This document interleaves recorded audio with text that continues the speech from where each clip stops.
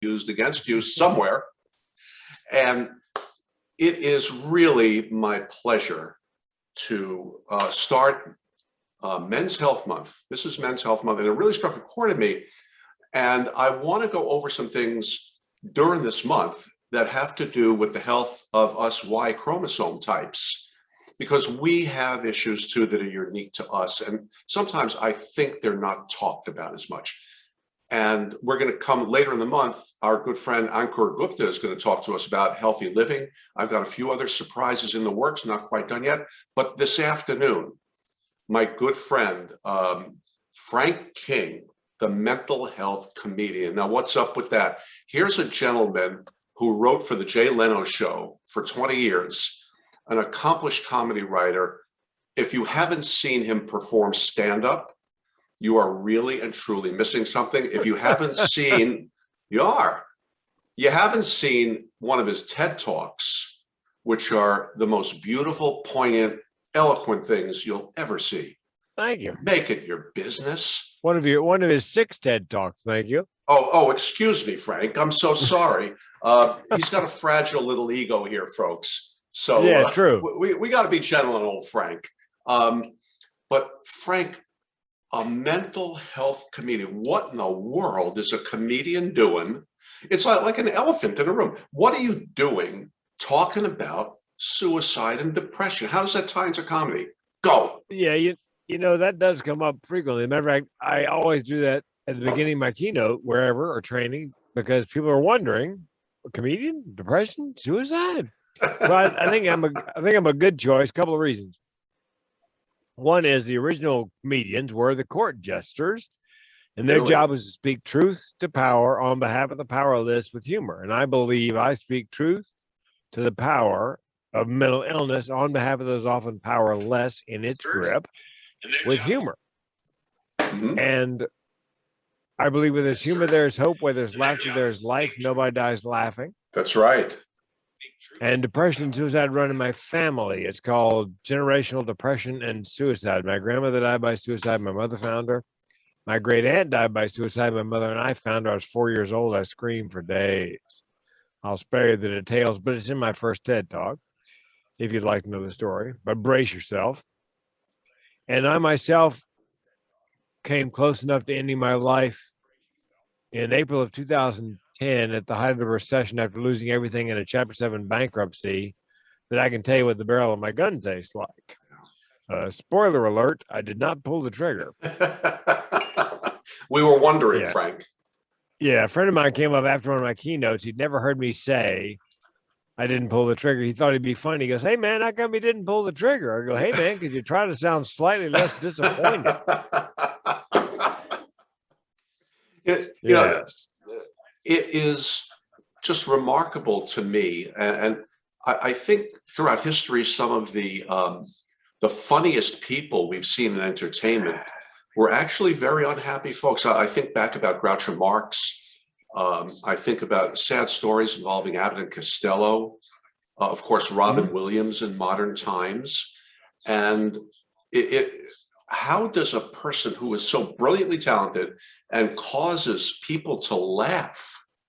I mean, you make people laugh with no effort at all, and so do these other people, many others. What is underlying there that puts up the funny facade, but back here is unhappiness? Well, I believe, and I said this in my third TED Talk, Mental with Benefits, the Evolutionary Advantages of Mental Illness. I believe that I'm not broken, that I was made this way, that my depression, thoughts, suicide are simply the flip side of my imagination and creativity, comic ability. It's the same brain, so I can teach you to write stand-up, perform stand-up, cannot teach you to process the incoming information the way I do, or the way Robin did, or I think that people used to say there's a fine line between genius and insanity. And I'm not sure there's a line at all. I think it's because it's the same wiring, same brain. It's just a matter of focusing on one area or the other, depending on whatever the situation happens to be. I at the end of my talk, I say, you don't have to be mentally ill to be rich, famous, or notable, but apparently it doesn't hurt. Yeah, and Absolutely. I opened it up, Alan, by saying, what if those of us living with mental illness are not living with a genetic mutation, but an amazing evolutionary adaptation? What do you mean? Well, because back in the day, back in the time of cavemen, anthropologists believed that pretty much everybody was bipolar because they had 4 months in the summer to gather enough stuff for 8 months in the winter. So they had to just go at it at a manic pace. And they were hypersexual, which is a symptom of bipolar disorder, because they had to keep the numbers up in the tribe. So these things that were survival techniques back then have been Wow. dragged into the current century. Now it's a disability. But I kept bumping into people like you said who are amazingly talented, but had this dark part of their personality, this issue, whether it's dyslexia or bipolar disorder or whatever it was. And I thought it can't be a coincidence. All these really talented people, are nuttier than a squirrel turd. How is that? And that's what the TED Talk is all about. Oh, you're amazing. You're amazing. Let's Thank you, focus Al. in. Let's focus in on our little world of dentistry. You're becoming an increasingly wonderful presence in the dental world, which is a Thank you. And gift I'm to us. enjoying it. Are you? Yeah, sit down with me. Well, Sit down with me for a couple of hours. I'll make you miserable. well, and you don't know, but I started doing this the last suicide prevention CE I did a couple of weekends ago in Washington State. I did the whole thing about the comedian and suicide and depression. I explained that. And then I said, you're probably wondering why I chose to speak to dentists. And I have a story and photographs of a gentleman, a dentist. He and my dad went through 12 years of public school together. This is why dentistry is near and dear to my heart. He went through 12 years of public school, my dad, and then he went off to Carolina, University of North Carolina, Chapel Hill, Mhm. and then to the dental school and graduated first in his class. This is like 1940 something. And fast forward to 1964, my dad died at age 40 of a heart condition I had fixed at age 39, thank goodness. And his name's Dr. Walton. He was our dentist. And all of my dental work, my sister's dental work, my mom's dental work, we would go in to see Dr. Walton. And because he'd been a great friend of my father's, he charged us very little, if anything, for all that. The reason I still have all my teeth today is because of his generosity. I mean, he knew that my mom, as a single mom in the 60s with 2 kids to raise, the money could be spent better on other things. So it just, he did what dentists do. He cared and he knew there was a problem and he could help solve it. And he did. And so that's why I have a soft spot in my heart for dentists. Well, we're richer, we're better, richer, and stronger because of you, my friend. And my history. Well, some of my history, but about 8 years ago, we discovered that a good friend of mine, Dr. Andrea Bierman, who was arguably not only one of the finest dentists in the United States, but a vivacious, beautiful, giving, loving woman, out of the blue took her own life. And through that, I did a little research with my good friend, Dr. Jim Otten out in Kansas City, and we presented to the Pankey Alumni Association, of which we all are members, a program in memory of Andrea and all of her accomplishments, but a research project. And it turned out that what we thought was a wives' tale is absolutely true, and it remains true to this day, that dentists are number 2 pre-COVID. God, I don't know White how collar. that's, yeah. We're number 2 at risk for depression behind police officers and soldiers. And Actually, they're number 5 and 6 in the top 10 list of all occupations, and yeah, number 1 and 2 in the white collar behind them. yeah. Thank you. Thanks for clarifying. But the risk is significant. No matter how you interpret that statistic, the risk is significant. And we can go into the whys, and I have discussed this. I know our friend Paul Goodman is listening. He's talked about it a little bit on Dental Nachos. But here we are taking mental bullets, so to speak. First thing I see is we tend to get criticized a lot. I just saw a post on Dental Nachos of somebody put up a piece of beautiful work and a whole batch of dentists just jumped on and piled on and Really? criticized the dickens out of it. How do you have a perspective on how to cope with some of the nonsense, that the unjustifiable nonsense that we either put up with from the outside or inflict on ourselves from the inside? Any thoughts on that, Frank? Well, the job of a dentist begins in, I think nowadays in elementary school. You need to do very well in junior high school, and then high school so you can get into a good college, and then graduate high in your class, undergraduate. It's sort of like the Hunger Games. So the cream continuously, at least what appears to be the cream, rises to the top. And I think it instills an idea in young dentists that they have to get everything perfect. Yeah. As do their peers.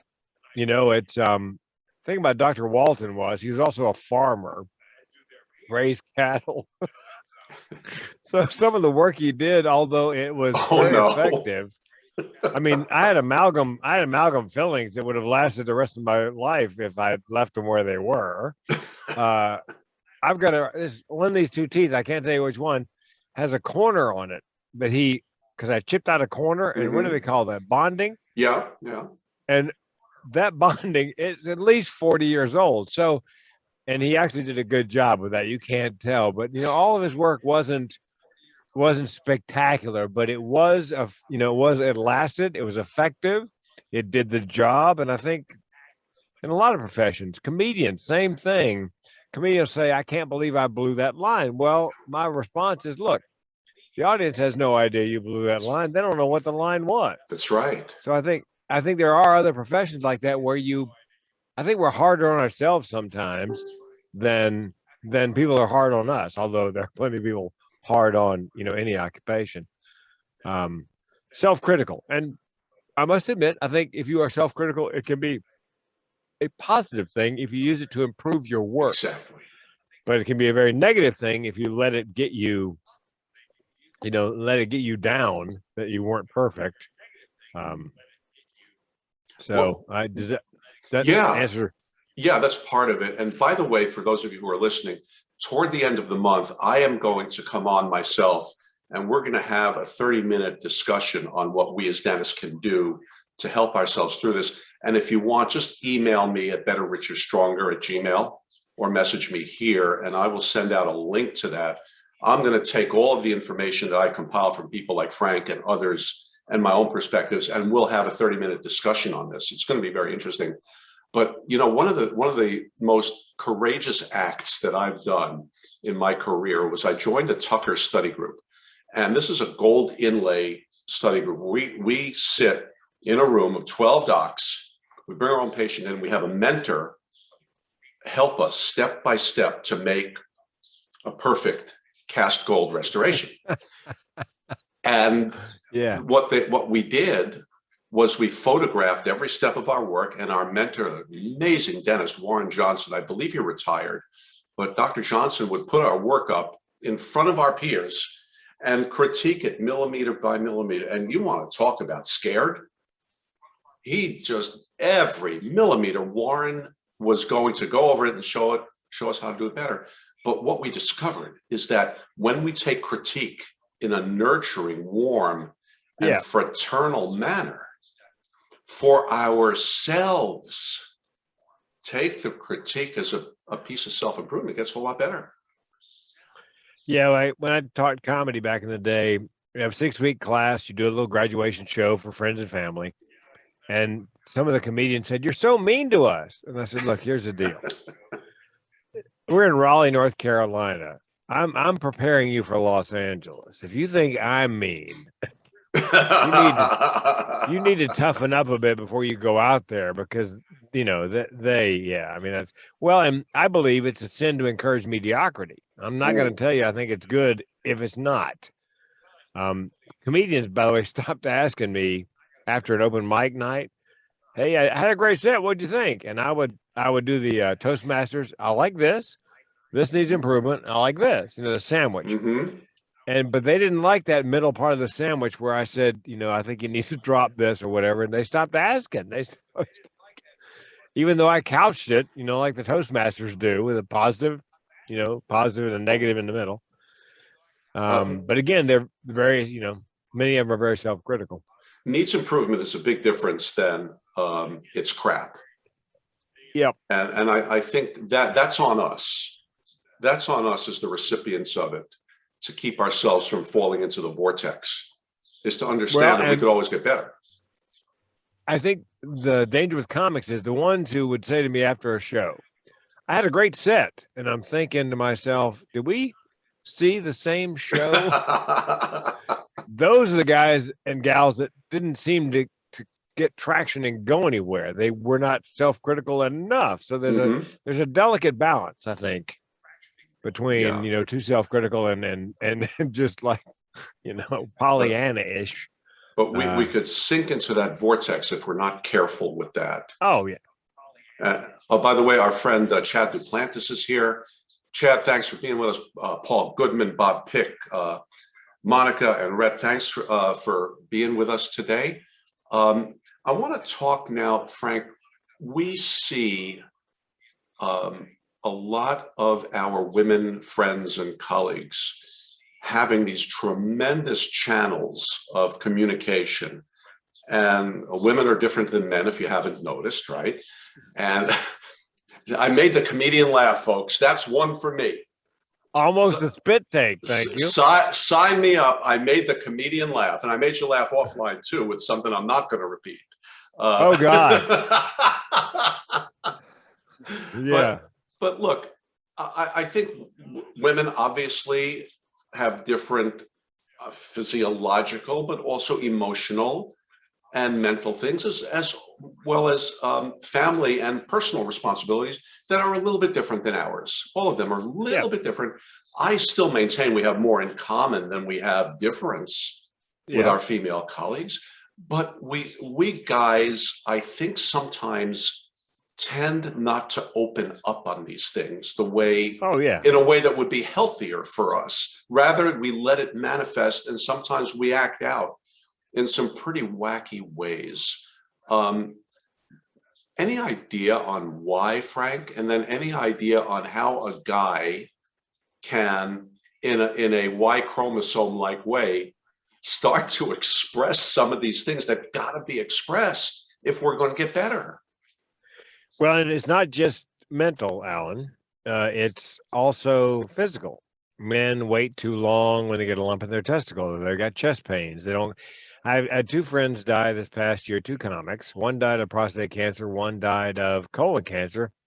And I'm sure, I would bet good money, neither one of them had the test that you should be having, a colonoscopy every 5-10 years, the PSA test once a year, because both those things are eminently treatable if you catch them early. And men are the same way with mental issues. It's when I was a kid, it was called Big Boys Don't Cry. Now they call it toxic masculinity. Yeah. That's the reason that generally the number one at-risk occupation for suicide is construction, followed by mining and excavation. But all three are heavily male and rough and tough men. Guys who would pull themselves up by their bootstraps. That would be their choice of therapy. Same reason 8 out of 10 suicides in the U.S.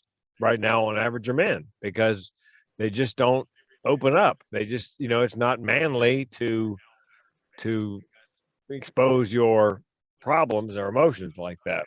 A lot of people think, which by the way works to my advantage, in that to see a man on stage, revealing personal things, emotional things, is powerful, in that you don't see that kind of vulnerability with men very often.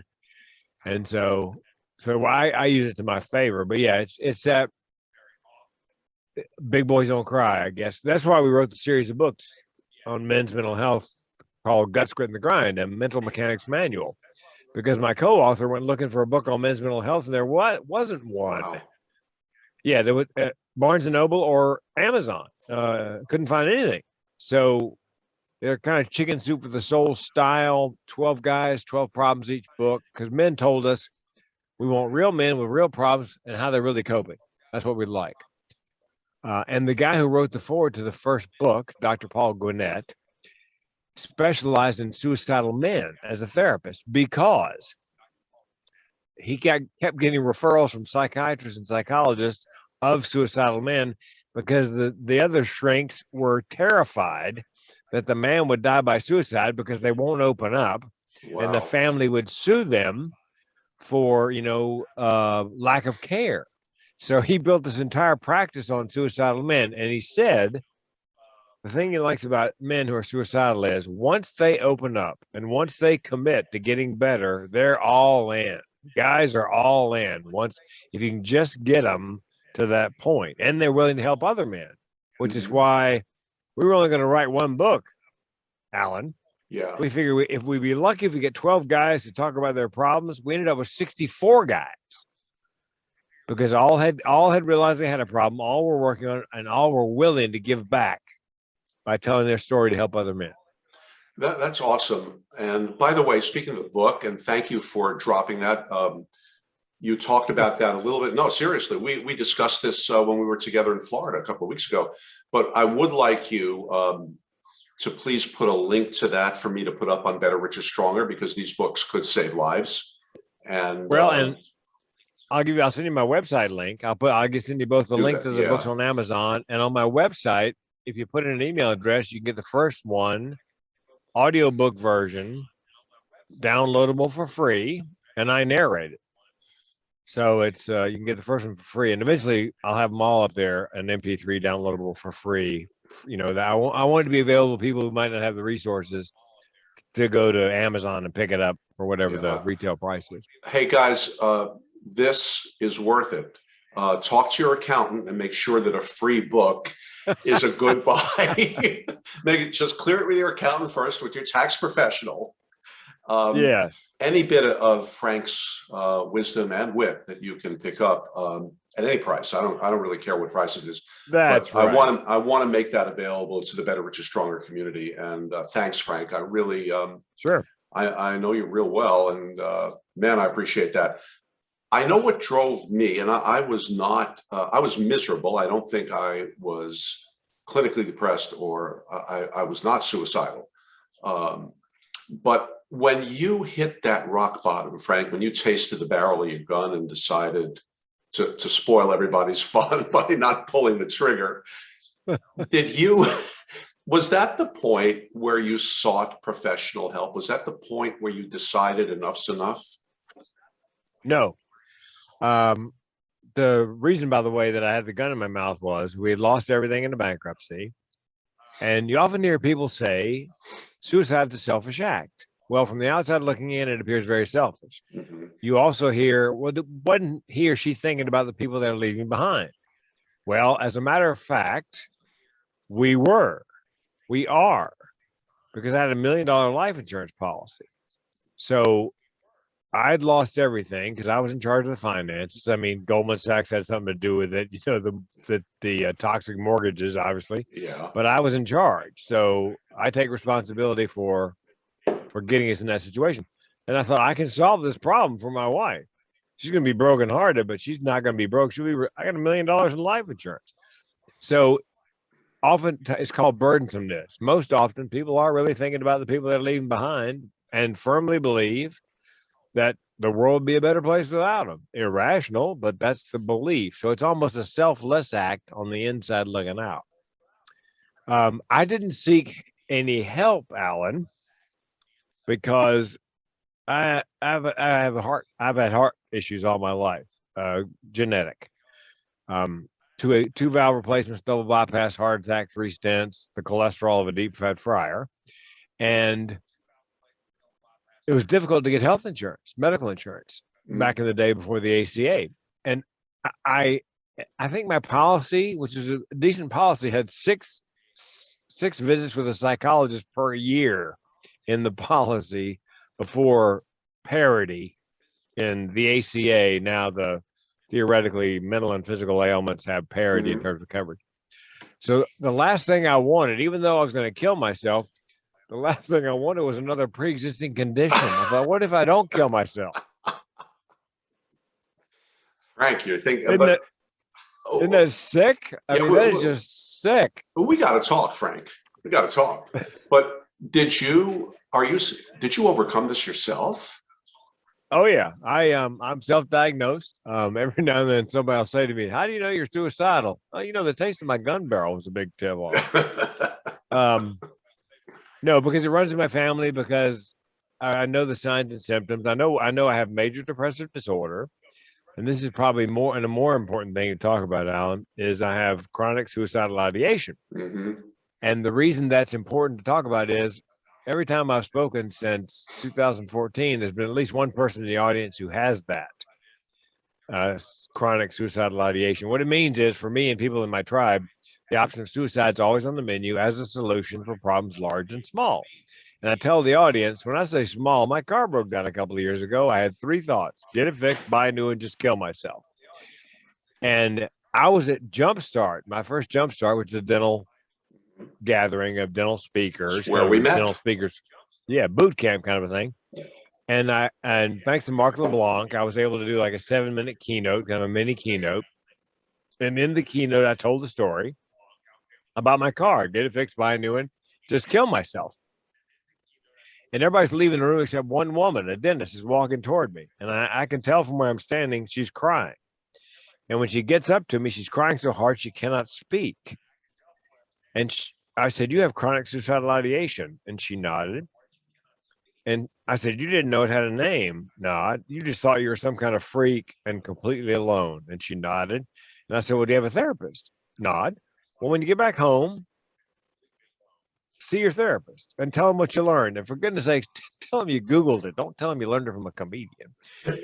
And yeah, I want him to take you seriously. And a week later, I got an email from Frank. "I think I was at Jumpstart simply to meet you. You have changed my life." And I can't say that about a lot of people. So, and it's happened over because people don't know it's a thing. She had no idea it was a thing. And I mean, it's happened so many times. I feel like George Bailey in It's a Wonderful Life, in that I've been shown what these people's lives might be like if I weren't there simply to reassure them that it's a thing and they're not alone. And it's one of the reasons I don't kill myself, because if I did, I would end up taking all those people with me who never had a chance for me simply to tell them it's a thing and they're not alone. Yeah. So Amazing. I know I suffered from a disease called PMD. I think I taught you that one, perpetually miserable dentist. And it's rampant. It runs rampant. it's rampant. And I think it's a self-inflicted disease. It's a misinterpretation. Also, all of these crazy reactions, you get a stimulus, right? You process it, and then you create a response. And I think it's that processing that creates PMD in us. And I'm very free to say that were it not for the help of the late, great Dr. Arnold Lazarus, who was an amazing therapist, and my good friend, Dr. Dana Ackley, who's a peak performance coach. For their work, I've emerged as what I am.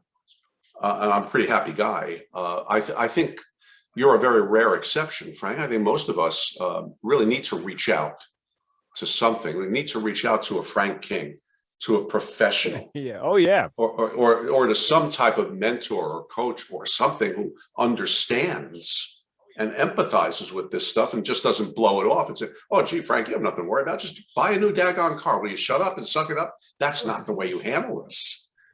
No, and one of the reasons that men, I think, have an issue, a bigger issue than women with these things, is we tend to tie our identity to whatever we do for a living. Yes.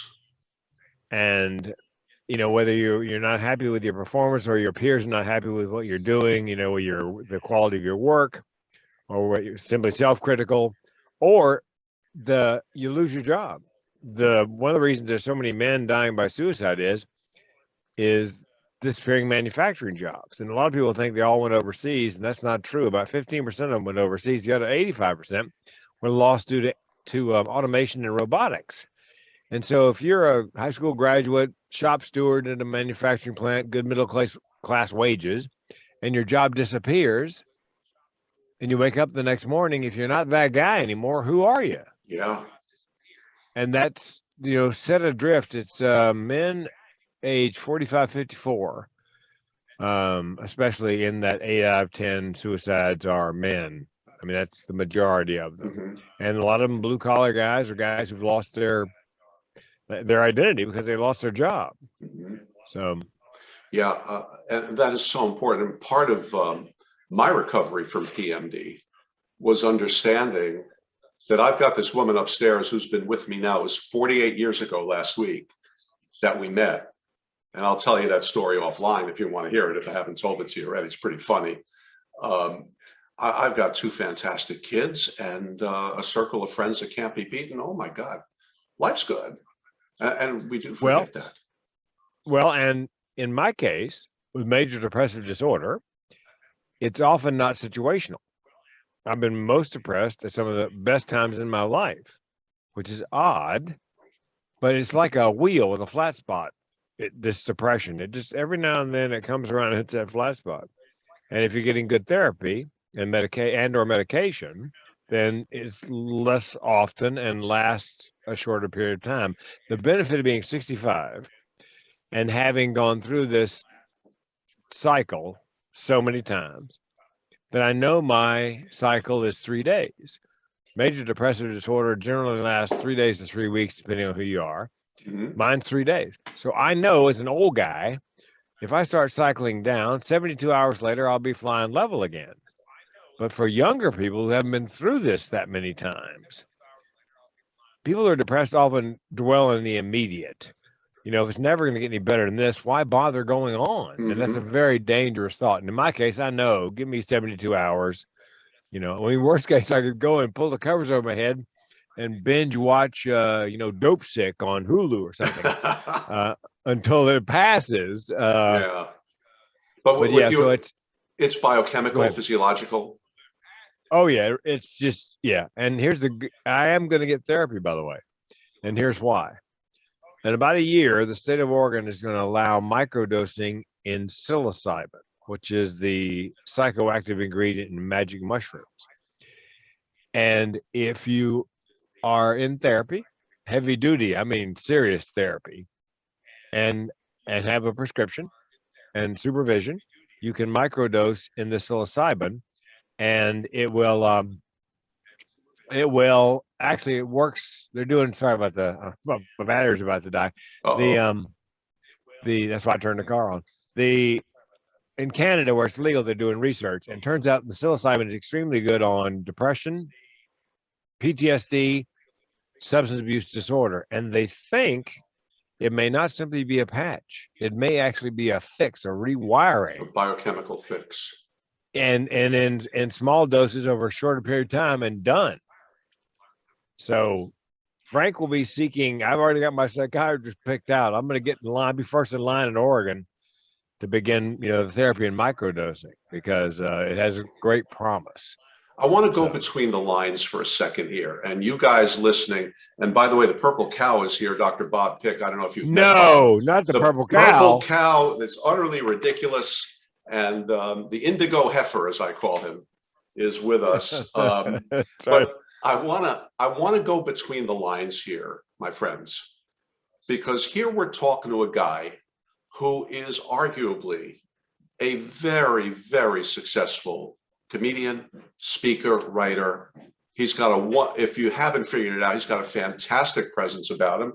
And he even taught me how to brew cold brew coffee, which is his greatest accomplishment. But True. here's a guy who carries himself so beautifully, and yet he understands that he's got a problem. How many of us don't have a problem? Nobody. You can have doctors, hygienists, assistants, administrators, women in the crowd who may be listening who have men that they care about. You can have a beautiful, functional life. And if you recognize that you have a problem, why not aggressively seek the help that you need? Look at what this guy is accomplishing. Look at what our colleagues are accomplishing. Look at what my my late friend Andrea Bierman had accomplished and could have accomplished with the right help. Well, and let's go back to Ms. Bierman, Dr. Bierman. You said, attractive, intelligent, talented, which, by the way, sounds like somebody, anytime I ever hear that, I go, so they're mentally ill. Yeah, how'd you know that? Duh. I'm glad I'm not talented then. Yeah, see, when they criticize your work, Alan, that means you're neuronormal. No, but that's the thing, is that you have these very talented people, and outwardly, she apparently had the world by the tail, but inwardly, I mean, I didn't tell anybody I was depressed and suicidal until I was 52 and I came out on stage in my first TED Talk. I'm a great actor. I have a Screen Actors Guild card. I'm a great actor. But because we tend to cover it up. The trick is 8 out of 10 people who are suicidal are ambivalent. 9 out of 10 give hints in the last week leading up to an attempt, which tells me the majority of people, the vast majority, would like to be saved. The trick is, how do you know they're depressed and suicidal? So that's what my keynote's all about, is teaching the signs and symptoms of depression, thoughts of suicide, what to say, what not to say, what to do, what not to do, and how to find resources. Because, people care about other people, but they don't say anything, either A, because they don't know what to say in a suicidal depression situation, or B, they're worried about saying the wrong thing. There's no wives' tale about you should never mention the word suicide in front of somebody who's depressed. I love the reasoning. It might give them the idea. Suicide? What a great idea. Why didn't I think of that? Yeah, no, you most definitely must mention the word suicide in front of somebody who you think is suicidal or depressed. And we could talk about the signs and symptoms if you like, because I think that's the theme of my career, starting the conversation. How do you start the conversation? Well, first you got to spot it, and then here's what you do. Yep. So we dentists, and if there are any specialists out there, periodontists, oral surgeons, lab technicians, maybe my friend Philip Gold is listening, who's a fine lab technician. We dentists tend to spew to our specialists. For some reason, a lot of the specialists know our dirty little secrets. What's bugging us? Really? Yeah, they're our go-to guys. The buck stops. When the buck stops with us, we got to have somebody to pass it up to. So we pass it to our specialists. And so I think being able to recognize the difference between, Alan's just in a crappy mood today. Let him go home and whatever, and he'll come back tomorrow, okay?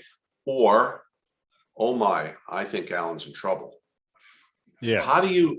Is there a way we can discern the difference between somebody who's just having a crappy day and somebody who is going down that vortex? Yes, and it can look very similar. I mean, you could be sad and not depressed. Here's a couple of symptoms of actual clinical depression or situational depression. The pandemic, that's what worried me, Alan, was all the neurotypical people who were situationally depressed because of the pandemic. If you've never been depressed before, how do you know you're depressed?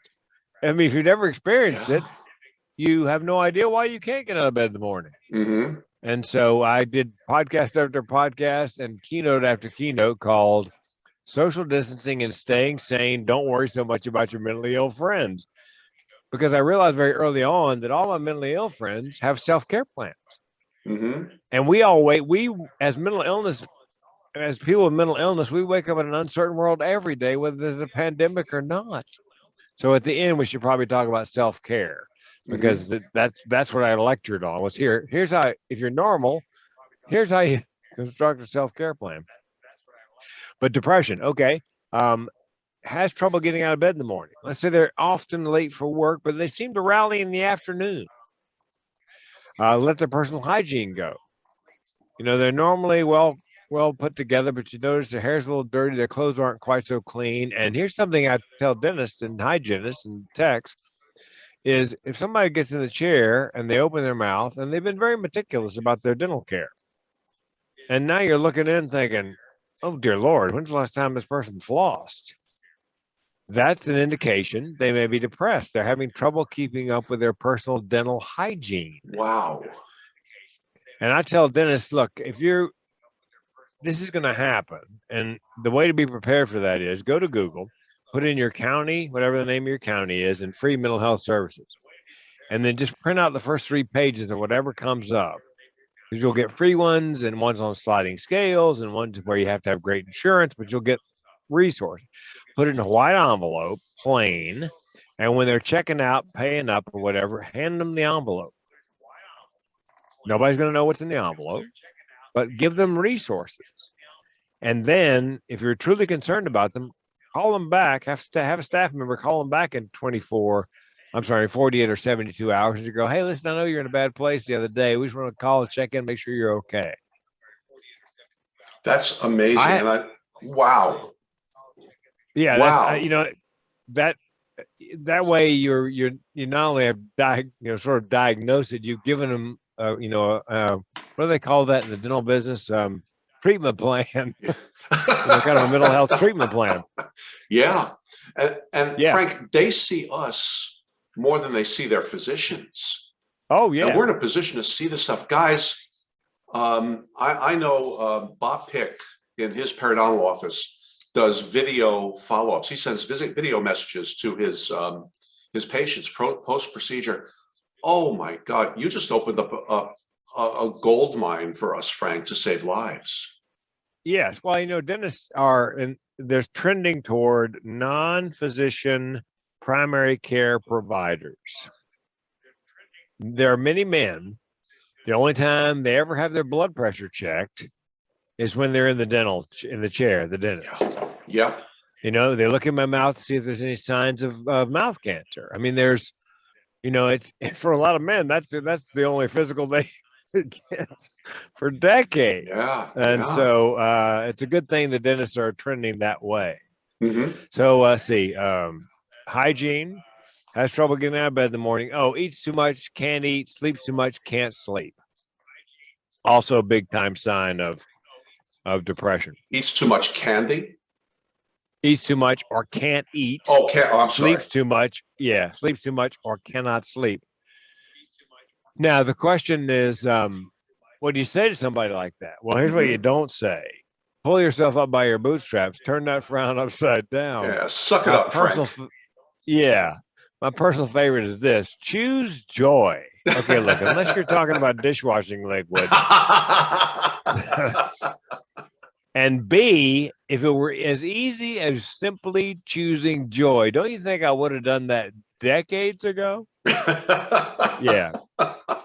Yeah. But people mean well, but it's just here's what you do say if you believe, and I say go with your gut, Alan. Yep. If you walk by somebody and you ask them how they're doing and they go, fine, that pause should tell you something. So if your gut tells you something's wrong.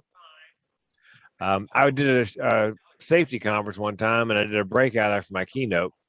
And the guy came up to me after my breakout crying, and turned out he was depressed and suicidal previously.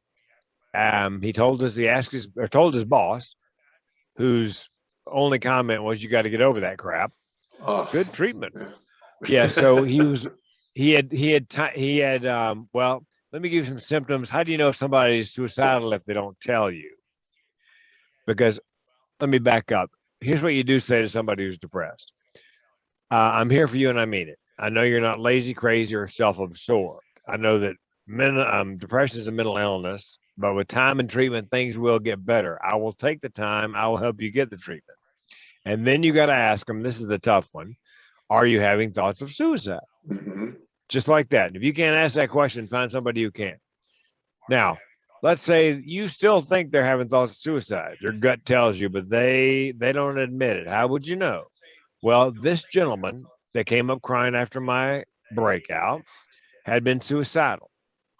And he had a plan right down to time, place, and method. And he had done the classic pre-suicidal things. He had gotten his affairs in order.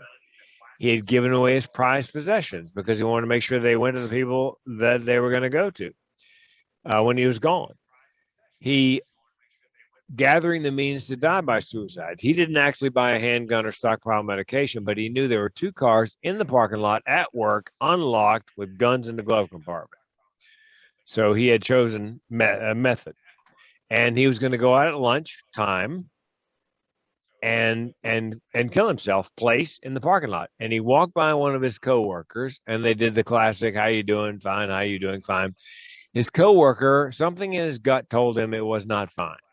So he stepped out of his comfort zone, turned around, caught up with the guy as he was heading to the parking lot to kill himself, and said, "No, things are not fine. Let's go to my office, close the door, and tell me what's wrong." So the guy went to his office, they closed the door, and the guy melted. And so ideally, and this is the ideal outcome, the gentleman who was having in crisis allowed his coworker to take him to a mental health facility, and he checked in voluntarily for 72 hours. And then he went from there to some serious outpatient treatment. And that's why he was actually at the conference where I was, still alive, because a coworker had noticed something, went with his gut, tracked the guy down, and saved his life. Now, so we talked about the signs of suicide. Oh, here's one that's really, it's counterintuitive and I think extremely dangerous. Somebody's depressed for a long time, and then you notice they're happy, but for no apparent reason. And you're happy because, thank God, finally they're happy. The problem is they may be happy because they've chosen time, place, and method, and they know the pain is coming to an end. Because suicide is not so often about wanting to kill yourself or wanting to die. I didn't want to die. I just wanted to end the pain. It's all about pain. Now, ironically, my chronic suicidal ideation helps keep me alive because I've already crossed the barrier where I know I could take my life anytime I chose. And because I know that, and because it's all about pain, I can stand a great deal more pain knowing that I can bring it to an end at any moment I choose. So ironically, my chronic suicidal ideation keeps me alive. Amazing. I don't know that too many people can express that kind of mental talent or mental skill. That is very counterintuitive. So we really can't be afraid to raise the subject. Frank, are you okay? Frank, are you thinking of hurting yourself? That is exactly. that we have to muster up the courage ourselves to ask that of others. And let's say you ask and they say yes. Well, what do you say? You say, well, do you have a plan? And if they have a plan, what is your plan? And if it's detailed, time, place, and method, you want to get them on the phone with the Suicide Prevention Lifeline or texting if they're younger. Yeah.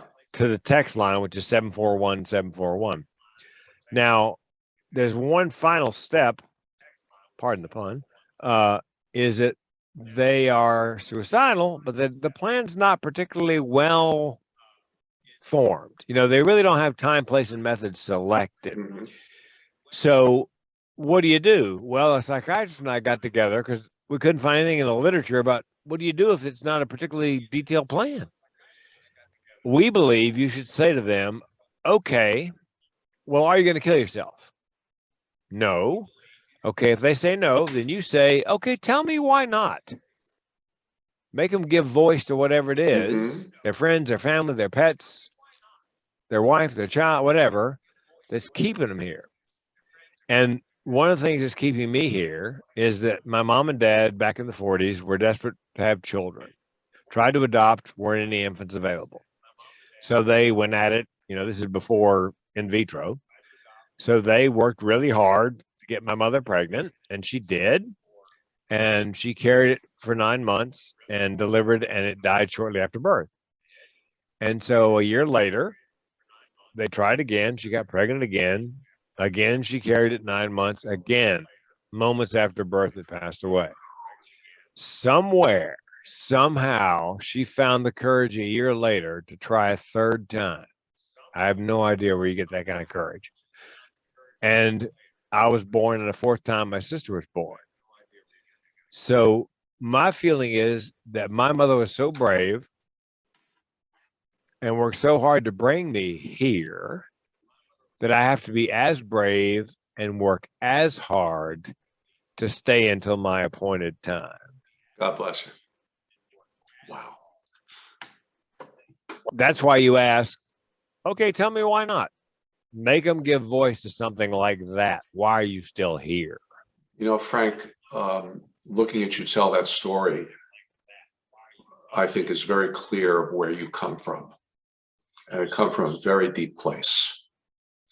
You're a gift. Oh, thank you. You're a gift, man. Blessed is this profession that found you, and blessed are you. Our friend Dr. Pick, Bob Pick, just put a question here. I'm just looking at my phone. If you would, before we go, just Bob's a real good thinker. He's not as good looking as we are, but he's got to live with that. Yeah, but I've seen his work, Alan. It's better than yours. I just want to say that. Oh no, Frank, I'm garbage. Oh, what do we do? Bob, thanks for the question. The question goes like this. We had a male patient in for his routine cleaning about a month ago. Checked all patients before. His blood pressure was 220 over 165. Ooh. He said he didn't feel like taking his BP meds for the last 2 weeks. My hygienist came and got me. I told him we would not do the cleaning today. I closed the door with him and the hygienist and asked if all was okay. He stated he'd just been very busy. I told him he was going straight to his doctor in ER. And I did not ask about suicide and maybe should have. We did send a video check the next day. He sent us a text back thanking us and said his MD told him he was a second away from a stroke. And he asks if he should, Dr. Pick asks, should he have asked this gentleman if he was suicidal? I think so, because if he knows he's got high blood pressure and he stopped taking his medication, it may be what they call passive suicidality. That he would never actively put a gun in his mouth and pull the trigger, but would do something dangerous to his health, like stopping a medication. Yeah. I mean, and not guaranteed if that you'll have a stroke if your blood pressure is that high, and not guaranteed that the stroke will kill you, but you might wish you were dead. Yeah. After a stroke. So yeah, I would definitely have asked him, are you having thoughts of, you're not taking your medication. Is it because you're having thoughts of suicide? Are you, kind of throwing in the towel, basically? Bob, that's a great point. And Bob, thank you for that. And I think for us as dentists, I think we have to muster up the courage to use the S word. And I think sometimes one of the things that helps me accept my own flaws and imperfections is that I keep watching myself as a professional, as a practitioner, knowing that whatever it is that's imperfect or whatever may draw a weird reaction from somebody, I know in my soul that I'm coming from a good place. And that gives me some comfort and security. And now that I have another tool here, we all have patients like that, like Bob talked about. Mr. Jones, you stopped taking your meds. Are you okay? Are you thinking of hurting yourself? And as long as we know in our souls that we're asking this from a place of goodness, it hopefully will become much easier to ask a question that could save a person's life. Well, and I got a phone call the other day from a practice manager who saw me speak. And she said, Frank, I've got a guy in my chair. My hygienist asked how he's doing. He said he was depressed and suicidal. Now, what in the hell do I do? And she'd seen me speak, but she couldn't quite remember what the next steps were. So I walked her through the process. And she goes, when do I call the cops? If he's an immediate danger to himself or others, you have no choice but to dial 911. So she didn't call back to say how it turned out. Hopefully all ended well. But people tell their dentist and hygienist things. It's kind of like going to a bartender. I don't know what it is about being in that position. Yeah. And before we part company, Alan, let's talk about self-care. Yep. My self-care plan is five items. One is diet. I'm on the keto diet and I intermittent fast. exercise. Mhm. Matter of fact, after we get done, I'm headed into exercise. Good night's sleep is restorative. Mhm. Meditation, I meditate. It's a guided meditation twice a day, usually following a meal, and medication. You know, and if your medication is not working, there's now a DNA cheek swab test for psychotropics. They take your DNA and they try to match it, let's say, to the antidepressant will work best with your metabolism. So there's a lot less experimentation. You know, go on, doesn't work, taper off, go on, doesn't work, Mhm. taper off. A couple $100, most insurances pay for it. And there's 5 or 6 companies out there now doing it. So those are the 5. Now the second thing is something called gamification. Can't get out of bed in the morning. What do? Well, I make a to-do list. I make a game of it. I list 6 things on my to-do list. And the game is when I scratch off number 6, because it gets me up and moving. Motion is palliative. Mhm. When I scratch off number 6, I don't care, Alan, if it's 3 in the afternoon in broad daylight. I can go back to bed and pull the covers over my head and binge watch The Queen's Gambit on Netflix because I win. It's called gamification. It's a great way to get moving forward. Have a reward for doing X. If you got You the know, covers make it over your simple. head, how do you watch TV? Well, I have my phone. Oh, I see. Okay. Good question. The third thing is they asked an astronaut who'd been in the space station for a year all by himself, except for when they brought up groceries. How in the world do you survive that kind of social isolation? He said the key is a routine, and I believe that. He went to bed same time, got up same time, ate same time, exercised same time. Here's the thing, especially during COVID, when everything is turned upside down and everybody's routine was just blown out of the water, is all the things I mentioned in my self-care plan, diet, exercise, good night's sleep, meditation, medication, are all things I can control. Mhm. How much I work out, what I eat. And you just have to let the rest go because the world is such a crazy place right now, Yep. you know, and way above your pay grade to handle it all. Yep. And so just control the things. Mentally ill people focus on controlling the things they can control as part of a self-care plan. Excellent. Um, I can't believe an hour just passed by. No, look at that. Wow. And I know you have a very busy day today, and I cannot thank you enough, Frank, for coming back with us. I will drag your sorry self back here again in the future.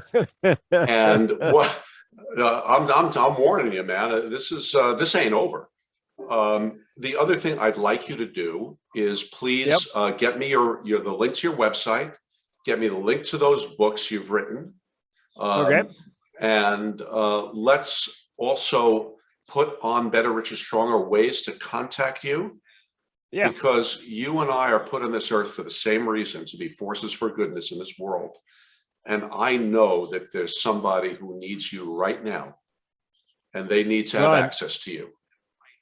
The props to the dental profession in that they were my first ideal market. An ideal market for a speaker is they have an annual meeting, they use outside speakers, they got enough money to pay your fee, and they have a real desperate need they're aware of for what you have to say. Yeah. And of the top 10 occupations at risk for suicide, the dentists were the first that tumbled to the fact, hey, this is a problem. We have to do something about it. The Seattle Study Club tracked me down. Excellent. Came looking for me. They go, we heard there's a comedian talking about this, Yeah. and we had to find you. So yeah, so that dentists, they're the first of the top 10 to actually go after it. And there are people here who are doing summits and conferences. So along with the aforementioned information, please a link to how we can get you to come see us and speak. That's real important. Frank, go about your day. Have a great time. I'll entertain you with a story about how my wife and I met some other time. It'll have you rolling. Frank King, mental health comedian. Guys, just tune into him. And again, I will be doing a review of a lot of this and more on how we dentists can control our stress and make our environments better. Email me, betterricherstronger@gmail.com. Leave a message here. Just link me to you, and I will email you a Facebook link to this program. It'll be toward the end of the month. Haven't gotten a date yet, but I'll get it. Frank, have a great day. Save a life. And thank you for being